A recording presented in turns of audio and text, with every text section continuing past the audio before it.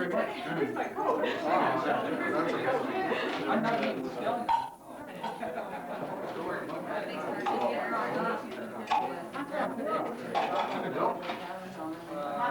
And I don't even know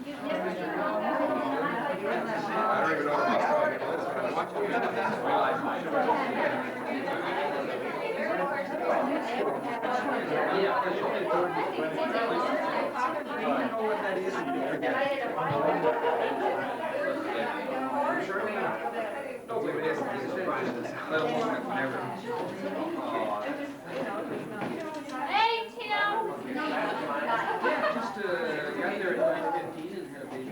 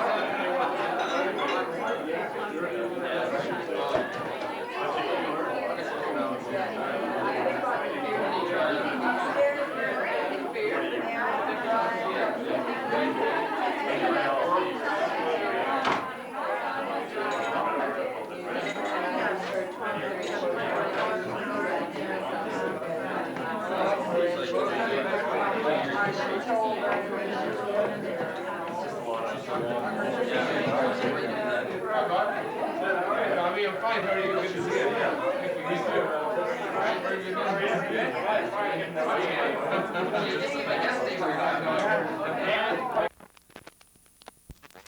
I'll ask her. Oh, is she? I want it for coconut too fast. Yeah. Sorry, got fast, sorry. Oh, $44. Now, did you rent that or is this yours? Do I look good?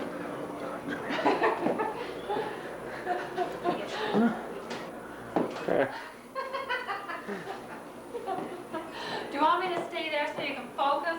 Hey, perfect. Both of us? Yeah. Boo! I'm gonna stick like perfect. No problem. Keep coming in.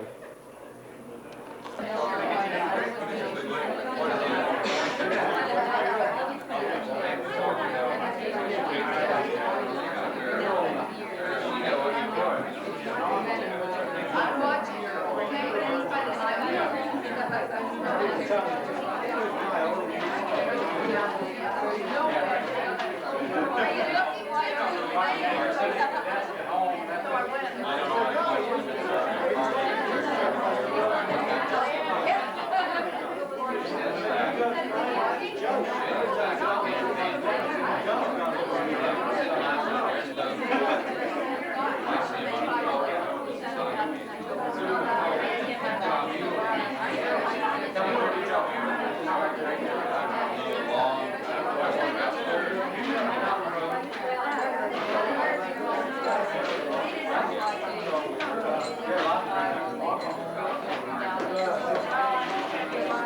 Sorry, we're children. No problem.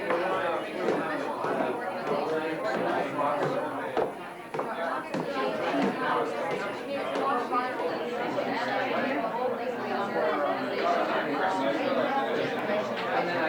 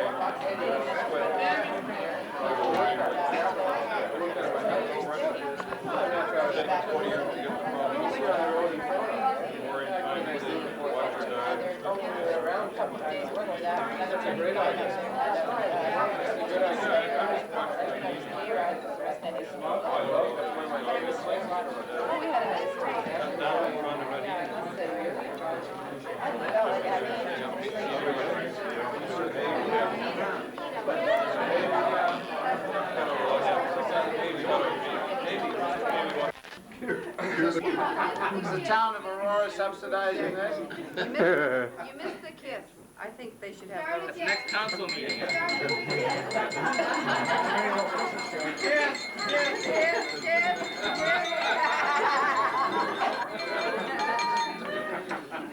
Come on, you both got The story that I would like to tell about John is a favorite of mine because it epitomizes the John Stevenson that I know. And that is a guy that appreciates food and booze as well as any person I've ever met. In '74, Thank you. in '74, John and I took a trip. We've had a few trips, and because Barb and Peggy are here, I should add that I don't think they've ever cost more than $50. But they've always been a lot of fun. In '74, John and I went to Prince Edward Island on a tuna fishing trip. Wow. And we both got a couple of customers in North Lake. Piece of tail.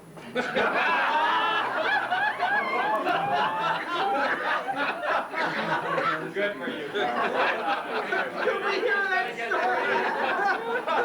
Can we stop that story? I didn't hear that. Excuse me, before you go any further, Peggy, our solicitor is here, dear.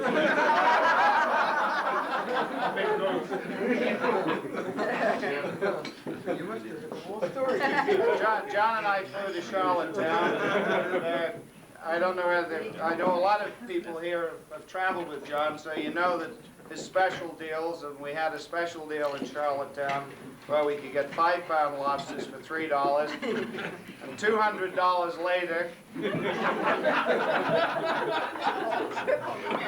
we had a great evening, and we had to drive to North Lake, and John and I were very inebriated, and we didn't really know where we were, so I had the brainwave, and I said, John, the best way to find out where we're going is to find out, first of all, where we are. And the only way to do that is to take a telephone booth and phone the operator. So I got out of the car, and I got into the phone booth, and I phoned the operator in a very inebriated state, and asked where I was. And the next thing I know, John had backed up the car into the telephone booth and knocked the telephone booth over. So we decided we should get out of there fast, and we set off for where we thought was North Lake. We finally arrived in the early hours of the morning. Go ahead. We finally arrived in the early hours of the morning, and John said, this is a great place. Another one of John's great deals is the no-tell motel, and everything will be laid on. We were going out the next morning at 6 o'clock in the morning. We were due to go out fishing, and we got into bed. And Together? Of course, the first thing that we thought about was, well, what are we going to eat the next morning when we get up? And we did get up at 6 o'clock, and John said, well, they get tremendous food here, tremendous sandwiches, and they'll make it all up for when we go out. And we'd run into a that night, we'd run into the Puerto Rican tuna fishing team. There were 10 of them, and they were practicing at North Lake before they went to Yarmouth the following week for the World Tuna Fishing Championships. We met these guys, and Julie went to bed. The next morning, we got up, and we went to the refrigerator, and John said that they make all the sandwiches, they're great, there'll be fresh lobster and crab meat sandwiches and the whole thing. And we took these sandwiches, and we thought, geez, this is tremendous. And we took off, and we went out in the boat fishing. So it was with John, and I must admit myself, about 9:30 we got pretty hungry. So we said, well, geez, what's for lunch? And the skipper we had was a good guy. And he said, well, I'm going to bake some potatoes, and we'll get a little soup going. And we had these sandwiches. So John and I we said, well, we'll just try these sandwiches and see how good they are. So we had one, and they were pretty good. They were crab meat sandwiches, I remember that. And one thing led to another, and by about 10:15, all the sandwiches were gone. About 10:30, on the shortwave radio on this boat, the call came through from the motel, which was linked up, and they said, do you have John Stevenson and Phillip Carter on board? And the skipper said, yes, I do. And this was the gal from the motel, and she said, well, did they get the lunch out of the refrigerator this morning? So I said, yeah, we did. And so she said, well, they took the wrong lunch. There are 10 guys here from Puerto Rico with one sandwich each, and I hope they enjoy. And I think, to me, that, because to John and I, that was just an average little snack. But to those Puerto Rican guys, that was a whole lot.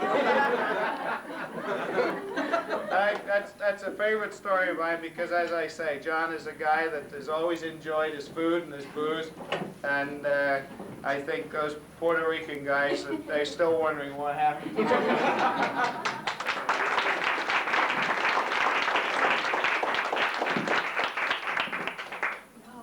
Are you going to give him his present now, or after? Oh, after. We'll Okay. give it after. Okay, goodbye. Guess what's in the box now, John? You know, John, I always think we should be self-taught. 3 guesses and you're really great. Crustal logs.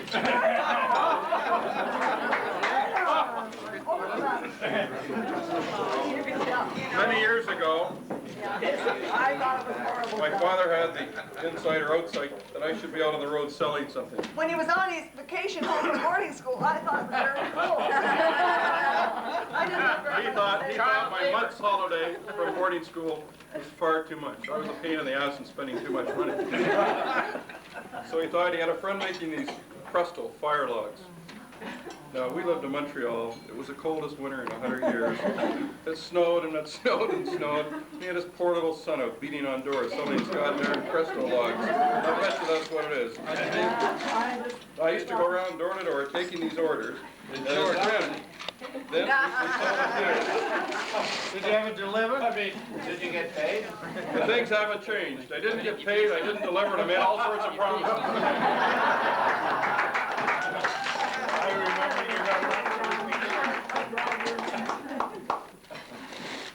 I just couldn't resist it, John. No, you didn't tell the people. There's perfume in here, Mona. No, there isn't. That's what they are. Look at this. A case of wine. I'd be glad to switch to conjunction taking orders from them. Actually, on the way out, there's an order form. My nephew, Chris, who's come to work for me, will be standing there signing. Take American Express.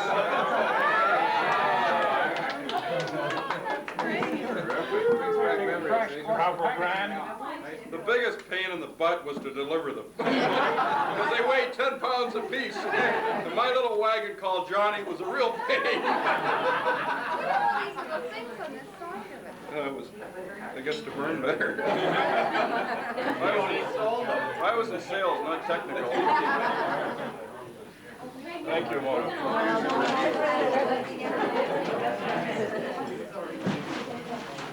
Other Okay. You want me to move over there? Well, if you can No, just I can go get into you. the middle here so these people can see you. Work the main room. John talked about, John's About the- Uncle Art Roseburg. about the Prestologs. I happen to be there in Montreal at the time. It was lovely weather in the spring. Actually, this is what I've really been waiting for. Not the card. Not the card. It's not a check, John. Well, you're a lifer, John. You're the bank check. You got everything you need. Doesn't have enough food. You too, Johnny. You look for him all day. My brother taught me that one. Happy birthday. These are old pictures. Thought I was Come on, skinny show him then. around, John. Pass him around. I couldn't have been more than 100 pounds here. What happened? You were 2. Baby pictures. Here's one old girlfriend you never met.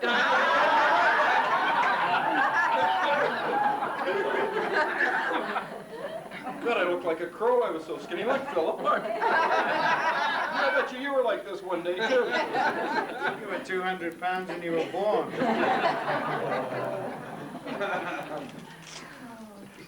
at that. I'm not saving the ribbons, Peggy. Is anyone making him a hat? Sit in the middle. It's a telephone lister. Maybe it's got all my old numbers in it. There's an obituary column alongside it. You interfere with us? What happens when you drink coffee, John? Actually, here's one. This is the... Sure is. This is a girl. This is a girl that a friend of mine at the table here was going out at the same time I was. She said I was the only one, Kathy Burnett. Little did we know, did we? She told everybody that. What did she give you for your 21st birthday? 14. Thank you. Can't be food, it's not heavy. Grapes. Rice.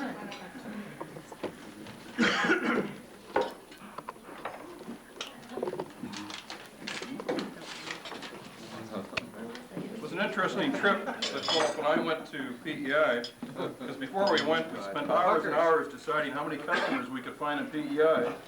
At the time, I was a partner with my brother, and I don't think to this day he's ever got over my American Express bill. Didn't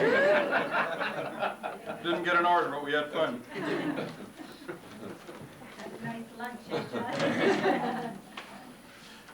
Poor Vern's still working, pain.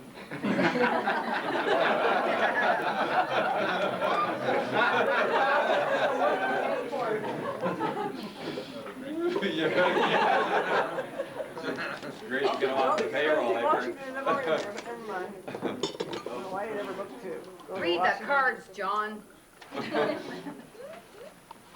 Put your ear here. Yeah. Barbara's bought enough. Can't hear anything? Well, they say hearing goes first. Hey, Jolly at 40 years old, I didn't think that's what went first. Speak for yourself. A. What did you say? Why isn't he not reading your card, Barb? Oh, I read the card. got them mixed up, Bart. No, Sorry, the other- Peggy. Peggy's got them all mixed You up. didn't read the sixth card. Does that look like John?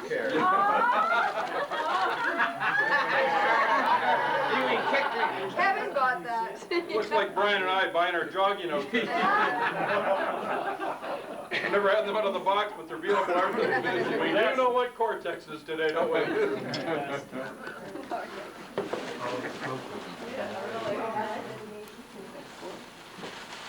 I'm sure it's something to do with food, because only Phillip would think of food or food.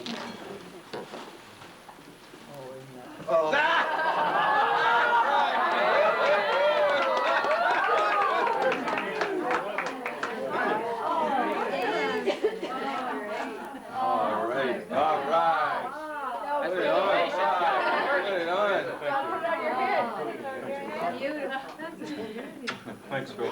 My kids are going to start to wonder what we do on our trips.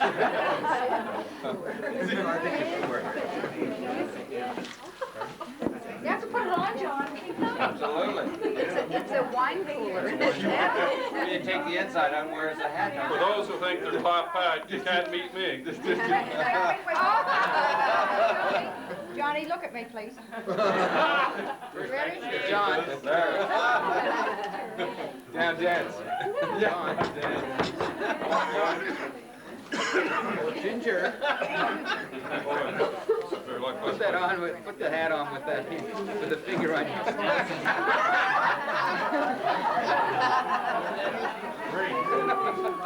Which is the birthday? He's standing up there. Adam Saunders, John Stevens. How are you? John, how do you do? Got it. You're not with the bank, I hope. What a time before. Tell him to sit down. Now goodbye. Go ahead. Hi. Adam Saunders, how do you do? How are you? Nice to meet you. So you're Make her tell a story. In front of all these people? Usually in the washroom only. Oh, good. Looks like we've got the whole team here, right? Yeah. Great. So carry on. I'm sorry to interrupt. That's okay. David, Pat, who are those people? Where's my car? Don't worry about it. Gone. Stolen. Oh, okay. It's insured. The next story, I think, I'd like to come from Sharon and Peter Grainger. Sharon and Peter have known John many, many years, going back to the Maritimes. And I think Peter's got probably a good story we'd like to hear. I can come down. No problem. Okay. John and I go back quite a way. John, Peggy, Sharon and I go back almost as far. I don't know how they met. We were discussing this earlier, but whatever happened turned out pretty good as far as we can tell. Sharon and I were discussing some stories that we should reiterate and talk about tonight. And after we got through about the first 45, we decided we were in trouble. 40 of them were repeatable, but the other 5 were tough. So what I've done is I've composed a little poem trying to incorporate some of the thoughts that we came out with our stories. So bear with me, and here we go. We all know this man called John. He's come into our lives like a bomb. Although short with his words, he's certainly not absurd, even though his life is half gone.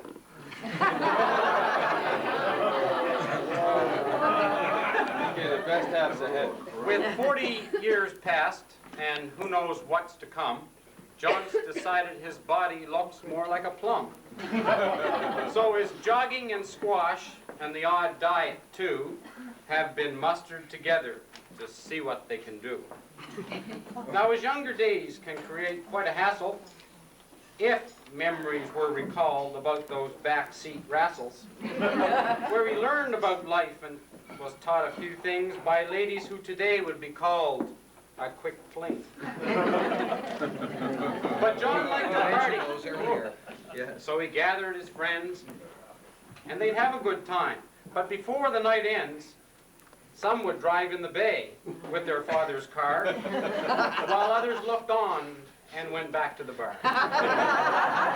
One bloody car went for a swim, eh? At the summer cottage in Shediac, NB, John would wine and dine all these girls and guys with lobster and clams that he got for a buy. And when the shells and mess got so bad, he'd hose the floor as if he were mad. Now John liked nurses and stewardesses as well. Also teachers, farmers' daughters, and entertainers do tell. So he set his sights, but wandered now and then on a lass called Peg, who at first was only a friend. We all know what happened to that casual start. The proof's upstairs, or next door. So we know they didn't drift apart. And now John sits, as he mellows with age, to reach a plateau that now sets the stage for his next phase in life, But before he can start, his rectum and parts will be doctored, you see. Nothing's secret anymore. To help him enjoy more frivolity. So, John, we wish you well on this wonderful day. Let sex and other things be part of your play. And after we leave, the thing to do is to head up the stairs and have a good screw.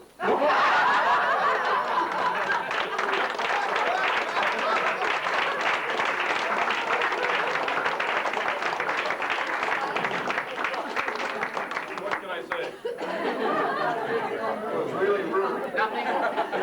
Don't say anything, John. Beth said nothing.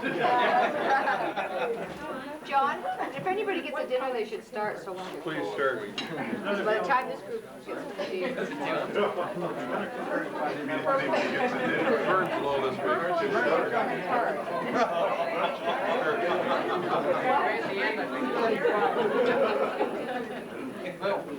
Real small. Now you'll deal. Right underneath it, too. John. John. Oh, he's eating. He's eating. Well, you can open the present. Hello, Eve. John, note to be refrigerated. God, that food looks so good too.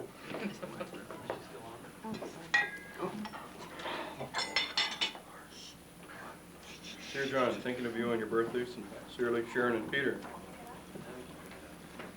Hope the enclosed doesn't hatch before you open this card. Horrible snake eggs. Do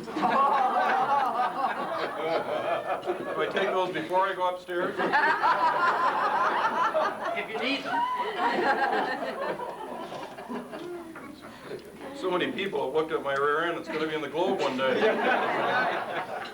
Globe with TV, too. The party's not over, John.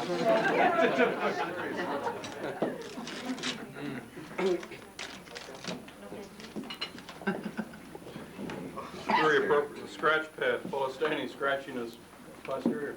Does it help?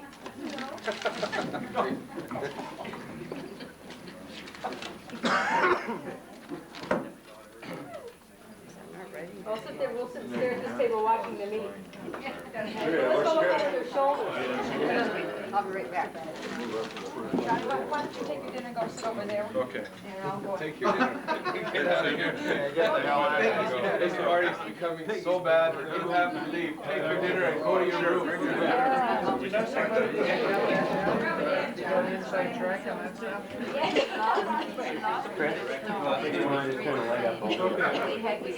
I have Will is here.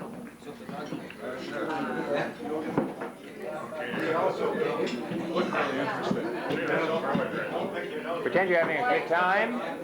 He is having a good time. She said, I don't want to sit here, they're going to mob me. I got to Sit down, John. Let's watch.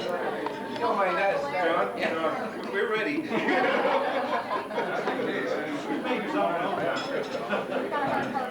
you have to go like this. We're ready. You got a great shot of your dinner. I'm going to show it to the people over there.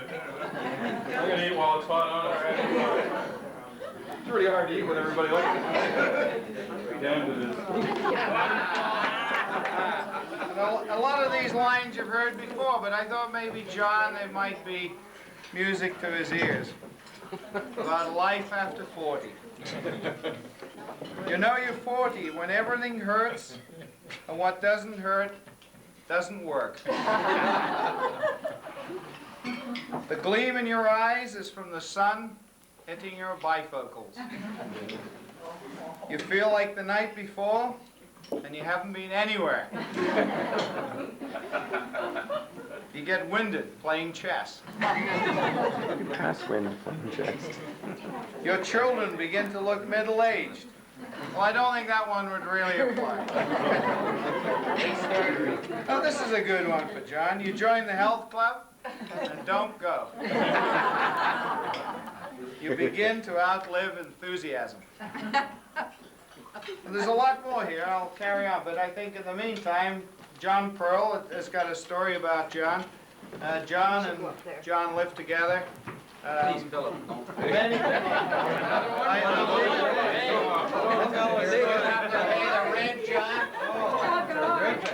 I can only think of one other expression that you forgot, and that is, with my brains and John's lips, we could suck in a million. Where are you? He's behind you. Anyway, I usually ad-lib these speeches, and I'm going to be honest. Can you excuse me, can you go over here so we can... This camera doesn't Take it from the top. This is a Laura cable, John. That guy had it. He's okay. The greatest thing that hit Aurora cable. I suppose somebody's going to ask for him to stand up. He is standing up.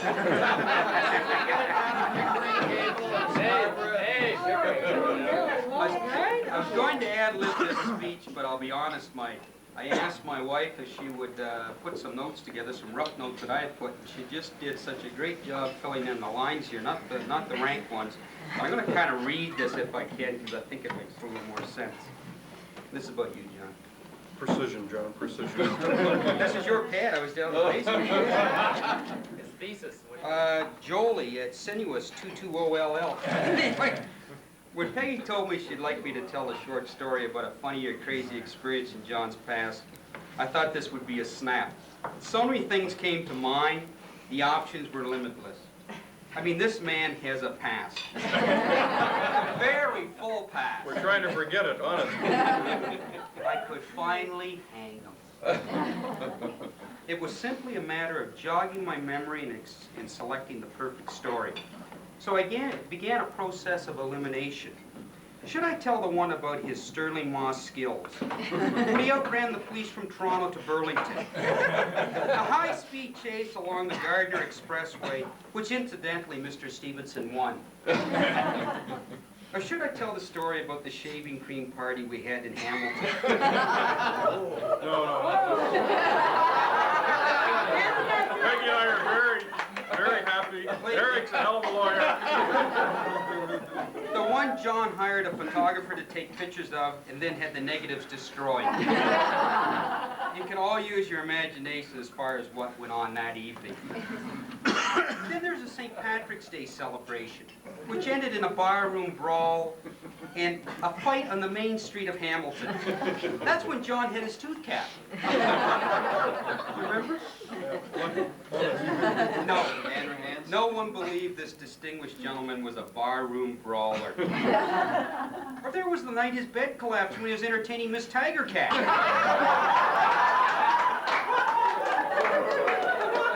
She was in doubt, John. By the way, that was about as close as John came to playing touch football with a Hamilton Tiger Cat. And then Luke the Butcher, who had the leanest meat fat could buy. I'll leave that one there because John soon switched to Dominions. Not mainly because of the meat, but mainly because the butcher could be bribed. We ate very well, didn't we, John? Really well. Too bad he got fired. Your mind and my lips, we did it every time. And then I could go on. The toga party at which underwear were strictly prohibited.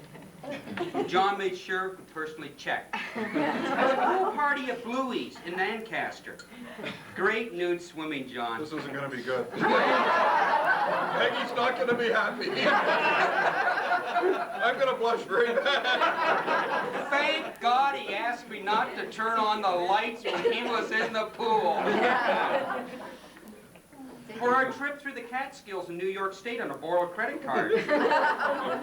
The Sheraton in Albany was great, John. I appreciate your generosity. Thanks, Vern. Thank you.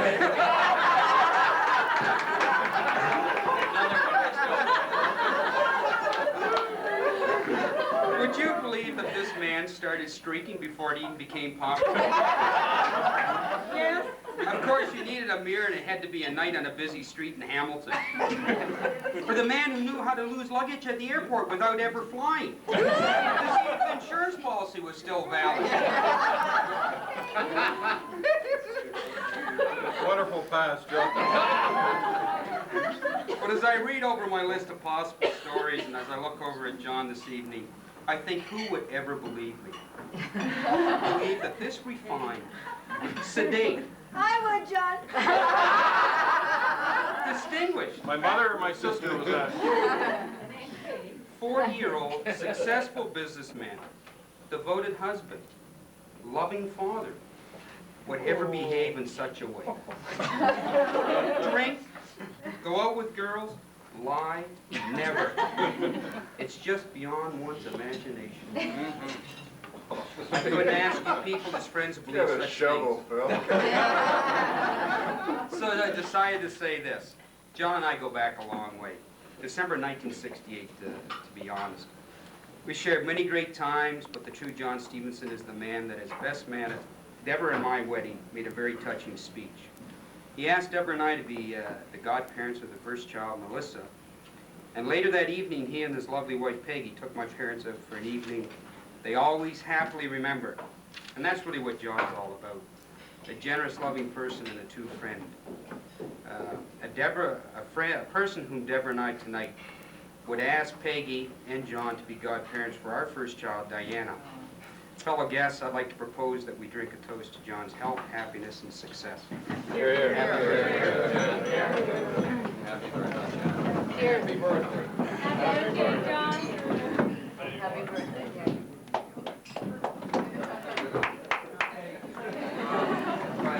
And one final, I have to ask John, as I've been dying, what year did you graduate from Rosset?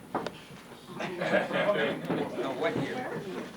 1962. I've got a little present that I found in my travels, and I can't figure out how I got it.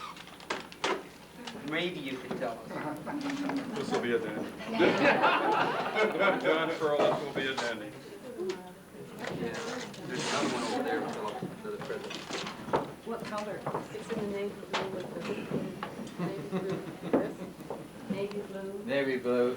Navy blue. Navy blue. Roses? Yeah, that's it. Oh, okay. Navy blue. Navy blue. That's it.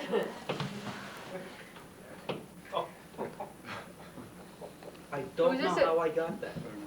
It's somebody from But the it's school I obviously attended. something you stole. Never. You know, what's it say? What's it say? It says Rossay Collegiate School, football 1963, most valuable player. Oh! I obviously stole it. There's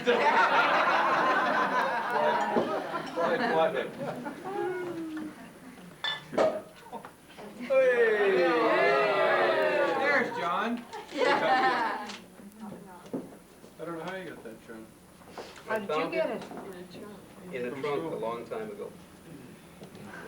Read? Happy birthday. Did you know that as you grow older, certain parts shrink? Hopefully My wife says I was old very young. By the wrong parts are shrinking. Dear John, yep, especially that one. Funny you should say that. Shrinks piles with one drink.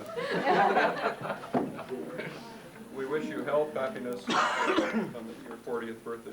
With our love, Deborah, John, and Diana. Thank you. I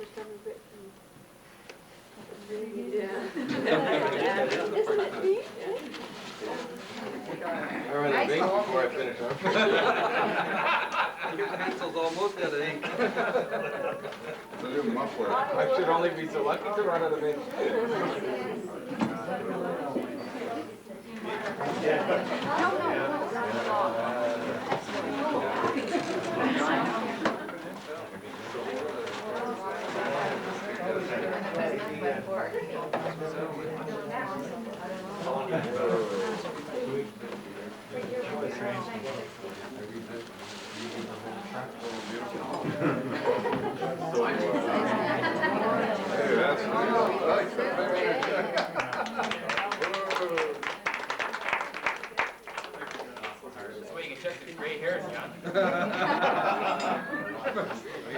Vern and I have been...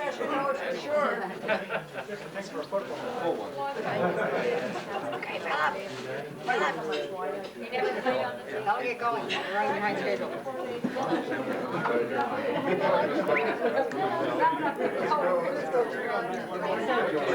10:30, let's go. Come on. That's right. Keep going. Teddy and Kathy Lemire. I think Teddy has a good story. Another old-time friend of John's. John's been a wonderful friend for many, many years. I met John. You can't take your picture. Look at the camera, will you? Go around. Keep your hands in your pocket. Under the table. Where's my bench to stand up? The box down here. Stand on the window. Okay, we have to walk you down. Now I gotta lay it on him. Ready? Give him the cue. Can't lay it on him. I'll never be allowed back in this house again. I first met John one dark night in 1968 in a certain apartment in St. Jamestown. Well, I didn't know it was John because it was dark, and John was on the other couch in the same living room. Dating two girls who shared an apartment together. We were both spent the night in the living room on different couches. I didn't learn till about 5 years later when I came to Toronto with John's sister for Grey Cup weekend that was the night that I had met John. Didn't know it was John. Anyway, about 73 or when were you married? 72? Get your dates together. 2 months after John and Peggy were married, Casey and I came up to Toronto to spend the weekend. It was Grey Cup. When we got there was only 2 tickets for 4 people, so John and I got to go to the game. John, as John likes to drink and being ever generous, John brought 2 bottles of rye, which we shared with 2 beautiful blondes sitting behind us. And they're here tonight. Never thought that because our 2 seats were behind the Saskatchewan bench, what would happen when we got home. We walked in the house, Peggy came right for John. All right, who are the 2 girls? We have been on television. CTV. The whole thing. That's I don't believe it. The whole. Anyway, I didn't end up living in Toronto till 75, and Peggy wouldn't let you move here. and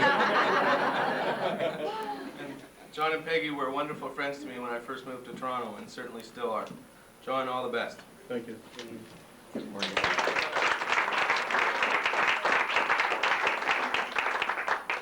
Casey, by the way, is my younger sister, who Teddy didn't marry. Lucky Teddy. All I can say is a lucky man. Where's she going?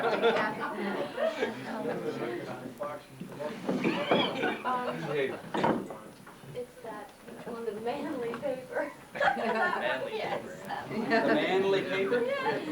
The one with the, That manly Australian? Let's get this on, John. Not yet. Not yet. I thought this Got her brown one.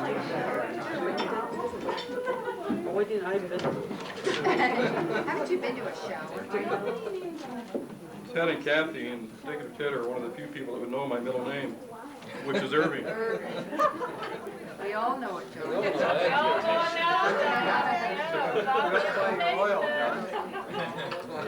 Let's live it up on your birthday and make perfect fools of ourselves. To our good friend, it's something we do so well, Ted and Kathy, maybe Michelle and Danielle.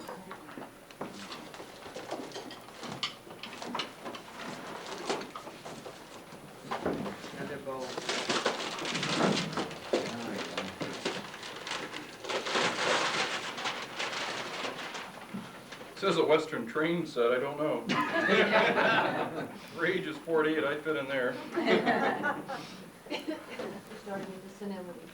By God, it is a train set. It's for your son. Here, yep. Hey. Yeah, set it up right at the table. We'll later on. Will I bring my dessert? That's what it's all about. Oh, great. Oh, neat. Good practice on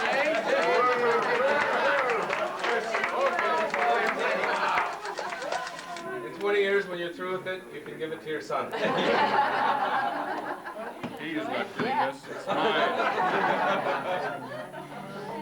It's not like you were checking it out earlier. Someday, son, this will all be yours. Is there much puff left in that? Have you used it all up? The wheels are worn out, he's been using it at home. I had a fight, let me Thank you tell very you. much. We were gonna set it up, but Mommy wouldn't let us.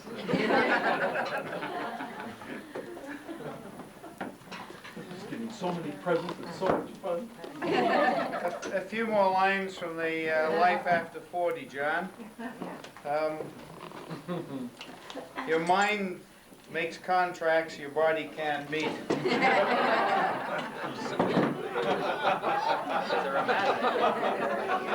believe it, John. You know all the answers, but nobody asked the question. You look forward to a dull evening. Your favorite part of the newspaper is 25 years ago today. You sit in a rocking chair and you can't get it going. And with that, baby Mike, Janet is gone, but Mike McFarland, were neighbors of John and Peggy's when they lived in Pickering. I know have a couple of good stories. Mike McFarland. Now, Mike, my new neighbors don't know some of this stuff. We're trying very well to get along in this neighborhood. We need to know. They are nice people, Mike, now really. I was going to let Janet do this, but she obviously knew we were coming up and she fled. However, I'm going to stand in the middle because I said to Peggy early in the evening that I wanted to work the main room. I appreciate it. I feel like we're in Vegas and this is the lounge and that's the main room. However, the lounge has the better people in it.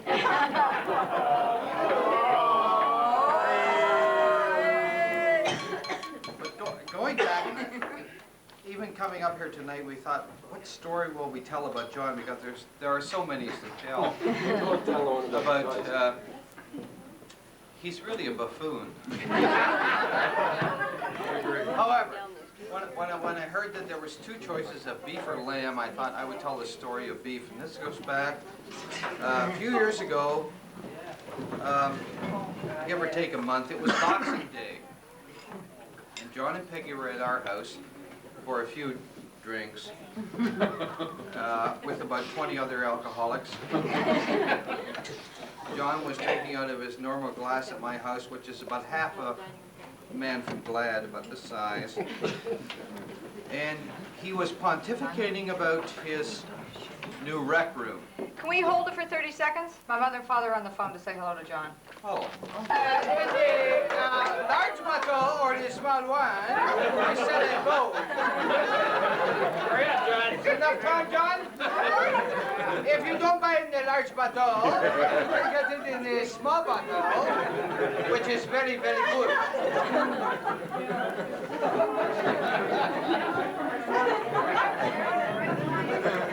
Go.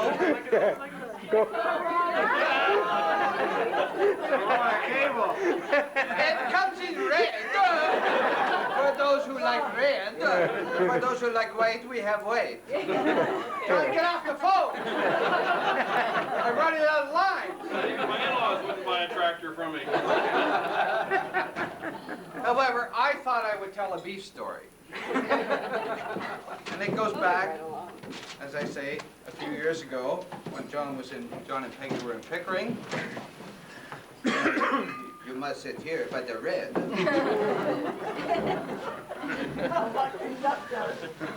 Tell me what he's doing. And as I say, John used to drink out of a glass that was just about half a Glad bag. However, it was one of those evenings where John had just finished The Basement in Pickering. Those of you who know The Basement in Pickering, John was pontificating to no end. In this beautiful job. Pig. Oh, that's what floors. It was oak floors, an oak bar. As a matter of fact, the gentleman who was the contractor now has a condominium in Clearwater on this job. I'll drink to that. Little overrun. That's right. It's never worked since. American Express card again? Well, I understand he's living off the interest. And those of you who knew John when he was in King City, it was his son that did the job for King City. In fact, when the word came out that John wanted to renovate King City, Highway Bathurst Street, north of the Mackenzie Side Road, looked like the 400 on a long weekend in the summer. I mean, all the trades were going to John's house because they wanted a piece of the action. I understand they're lined up outside now. Understand that he wants to remove this arch. Let's get a few more people in. And those who are in Pickering know that John likes to put up walls.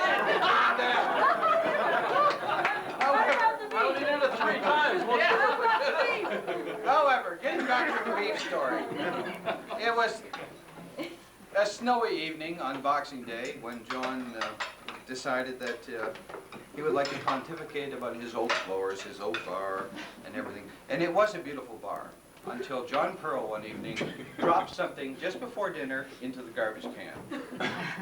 He was sick. It was just sickening. However, John said, "Don't worry, it washes up." So John was pontificating, and he said, "Why don't all the guys come down to my place and see my bar?" Because the people I had in my house had not seen John's oak bar. Going down that evening, John was inviting his family over for Boxing Day dinner. Spicers and the Stevens. Yeah, it was quite a thing because the year before, John had Peggy's family over. I think it was 3 Greyhounds, 2 Air Canada flights, and 5 Via Rail trains that dropped in. And John said, "Well, I don't mind it," but the thing that reminded me of that Christmas was one, we took the family to church, and Father blessed me because the collection was just terrific. The other thing was, it was the only year I can remember in Pickering at the liquor store where the shelves were empty, but John was getting special delivery for Peggy's family. However, the next year, John's family was coming, and it was quite a nice dinner. And as we were going out of the house, Peggy said to John, "John, please put the roast in the oven." And that's what reminded me when I saw the beef tonight, because, you know, John, when he wants prime rib, I mean, you know, at 3 o'clock in the morning, "Peggy, put on this prime rib." Just throw it in the oven. And when we walked in the house, he said, "Nobody do anything, because I got to put on this prime rib." Well, it was that big. I mean, it was just a huge prime rib. So John threw it in the oven, and he took all us guys downstairs and fed us the 151 rum.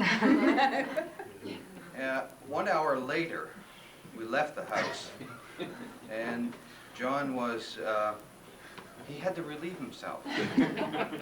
This is incredible. And he said, "Well, I don't think my family really knows this house." So he decided to, it was just fresh fallen snow, and he wanted to put his name in the snow. Actually, it looked very beautiful in yellow. And fresh fallen snow. Stevenson written in the snow. And actually, we thought, this guy's better than Secretariat, because he wrote the whole length of his name. However, he came back to our house, and 2 hours later, he and Peggy left. We thought, well, I guess they're all right. What we didn't know was that John put the roast in the oven at 550 degrees for 3 hours. A roast that was like that when he put it in. His family arrived reading Yellow in the Snow with Stevenson. And the fact is, they arrived before John and Peggy. I think Peggy said it was about that big and black. Oh. The jerky. The roast. Yes.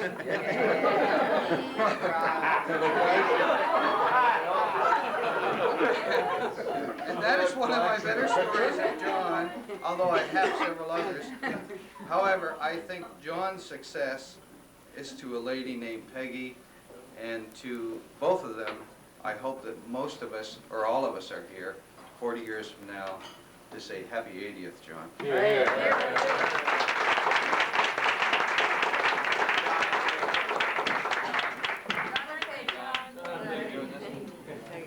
Hi, John. God, we would have been married 52 years when we were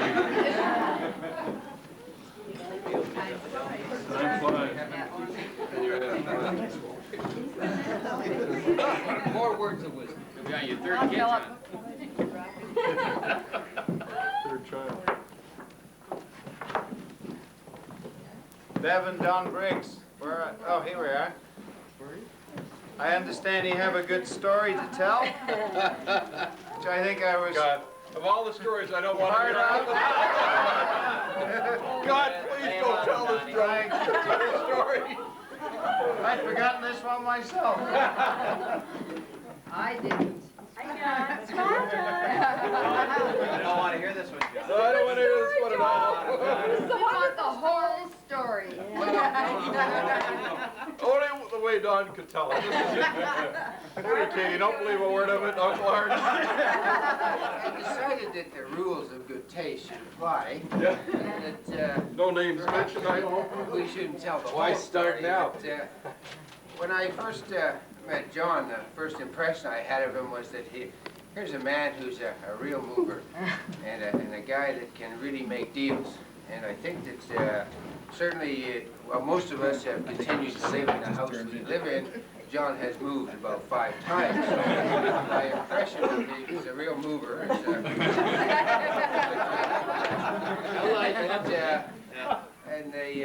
I don't think there's anyone here who can deny that he's a man who certainly can make great deals. But I can recall that he also, a little while after that, I discovered that John was a man who loved to tell tall stories. And this story is a story that John wants us all to believe. And I leave it up to you, ladies and gentlemen of the jury, to decide whether this is a tall story or not. It was the one I'm thinking about, oh, God. One evening we had been invited to I'm not sure there was a dinner or just a party. My but, birthday. Is that what it was? Is this the story that You're right. Yes, John, it's a story. Anyway, John, as I said, likes to tell tall stories, and the story that he likes to tell on this particular occasion, or told us shortly afterwards, and we had been sitting there drinking and carrying on as usual, and of course, John was a little younger, and at age 40, of course, this story would be much more believable. But I believe this story probably took place when he was 34, 35, and anyway, the evening had progressed, and I think we were getting ready to leave. And this was, of course, in the days when John could stay up all night, and he could drink all night. You know, it was before he had to go to bed at 11. And so anyway, I think we were about to leave, and I'll leave out some of this story, but we were about to leave, and of course Peggy likes to make sure that John and Peggy say goodbye to their guests and so forth, and we couldn't find John. He disappeared someplace.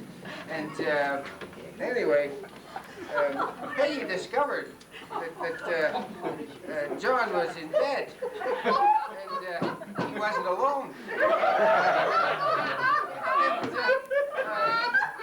the story is that John claims that he has no idea how this woman, why this woman got into his bed. beats me? First divorce and stirring. Eric! You need help, Eric! You need help! It's 50-50, John. 50-50. John claims How's your that, deodorant holding, John? Not well, not well. John claims claims that he went to bed because he'd had too much to drink and was very tired. And at some point after that, well, he was fast asleep. Now, we all know that when John goes to sleep, that you know he's asleep. You've probably experienced him at your own dining room. House is vibrating. Anyway, I can recall there were no vibrations. Well, that's a consolation. John claims that he went to bed and Peggy came in and woke him up. Right there beside him was another woman and the two of them were snoring.